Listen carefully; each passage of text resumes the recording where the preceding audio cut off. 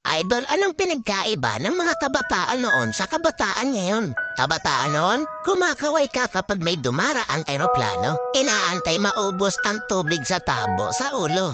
Ginagawang swimming pool ang tanggana ni nanay. Ginagawang braces ang foil ng choknat. Naliligo ka sa alilod ng bubong kapag umuulan. At kapag gabi naman, akala mo sinusundan ka ng buwan. Nagko-concert sa harap ng electric pan. Kabataan ngayon, ang problema ay pera at cellphone. Ang problema lang namin noon kung paano makataka sa bahay para di matulog ng tanghali. Umatay man kami sa palo, aminin natin mas maraming nire-respeto na magulang sa panahon noon kaysa ngayon. Mga kabataan ngayon, isang chat lang, may jowa na. Kami noon sa claims lang umaasa. Broken-hearted, papad friends ang resulta.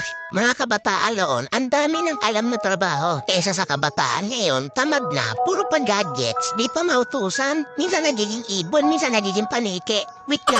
Wait lang. Batako.